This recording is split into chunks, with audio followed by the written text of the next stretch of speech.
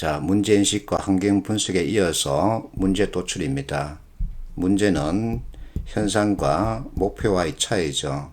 그래서 이것을 명확하게 정하는 것을 문제 도출이라고 그럽니다.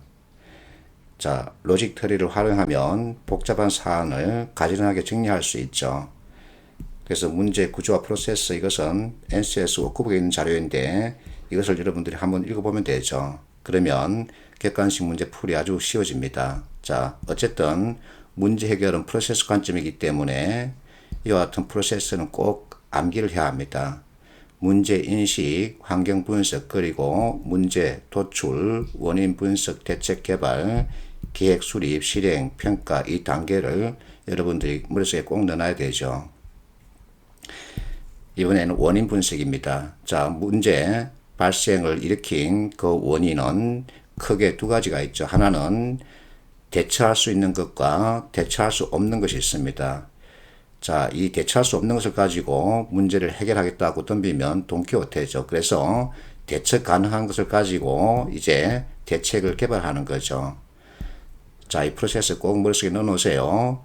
문제 인식, 환경 분석, 다음에 문제 도출, 이번에는 원인 분석이죠.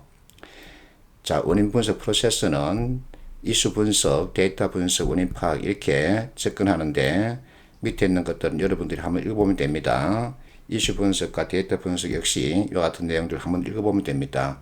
어쨌든 프로세스 관점에서 접근해야 된다는 거죠.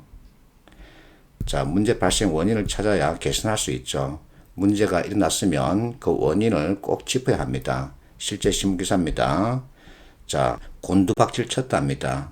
그러니까 기자는 원인을 찾고 있죠. 원인을 거슬러 올라가다 보면 중국이 나온다. 그래서 중국이 문제 발원지라는 겁니다. 그래서 이와 같은 것을 펼쳐놓고 있죠. 자, 문제 원인 분석의 대표적인 스킬이 5R입니다. 이것을 일본 도요타에서 만든 건데 근본 원인을 찾는 분석 기법이라 그러죠. 그래서 리얼 Y를 찾고 싶다. 리얼 Y, 내가 원하는 참값이라는 거죠. 그러면 질문을 5번 해보면 리얼 Y를 찾을 수 있다는 겁니다.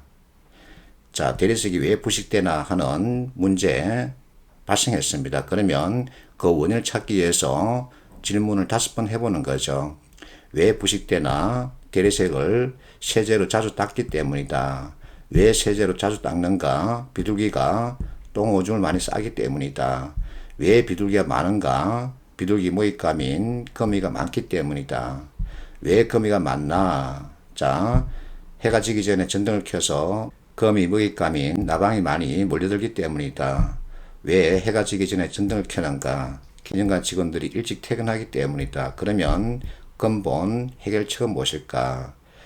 자, 이 프로세스에 따라서 문제 일으킨 근본 원인은 조기 퇴근입니다. 그러면 여기에 따라서 대책을 이제 만들어야 되는 거죠. 실제 오프라인 수업에서 이것을 가지고 대책을 만들어 보라 그러면 학생들이 자꾸 엉뚱한 방향으로 생각을 뻗쳐서는 엉뚱한 대답을 내놓기도 합니다. 자기 전공과 관계를 가지고 있는 대책이 합니다. 인문계 같으면 그에 맞는 대책, 이공계 출신이면 그에 맞는 대책이 되죠. 자, 경영을 공부했습니다. 그러면 조기 퇴근, 이것을 가지고 얘기해야 됩니다. 비용은 더 많이 들어가면 안 됩니다. 현재 비용과 같거나 낮은 방향으로 잡아야 합니다. 그리고 이공계 출신 같으면 어떤 시스템을 생각할 수 있죠.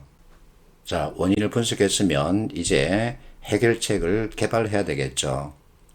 해결책은 눈앞에 펼쳐져 있는 현상과 직접적인 관계를 가지고 있어야 합니다. 그렇지 않고 엉뚱한 것을 찾으면 문제 해결에 도움이 되지 않죠. 여러분들이 교과서에서 배운 많은 이론들이 해결책입니다. 그래서 면접 때 어떤 해결책을 강구하라 그러면 교과서에서 익힌 내용들을 가지고 얘기하는 게 가장 좋습니다. 자, 해결 방안은 우리가 익혔던 포스트 가지고 접근하면 되죠. 문제 자체가 Y입니다. 그러면 What, How 관점에서 이제 해결 방안을 모색하는 거죠. 자, 예를 들어서 코로나가 창궐하고 있습니다. 그러면 코로나 창궐 그 자체가 문제입니다. Y입니다. 이제 위생관리를 목적으로 삼아야 되겠죠. 그래서 자, 코로나를 막겠다 그러면 우선 코로나는 호흡기 관련 전염병입니다. 그래서 입을 생각할 수 있죠. 자, 솔루션은 무엇일까? 우리가 쓰고 있는 마스크죠. 그러면 어떻게 한다? 외출 시 항상 착용한다. 그리고 우리 신체 가운데 가장 많이 쓰는 것이 손이죠. 손, 그러면 세제 가지고 어떻게 자주 깨끗이 씻는 거죠. 이렇게 접근하면 정말 좋은 모범 답안이 되는 거죠. 자, 밑에 내가 사례를 만들어 놨습니다. 한번 읽어보세요.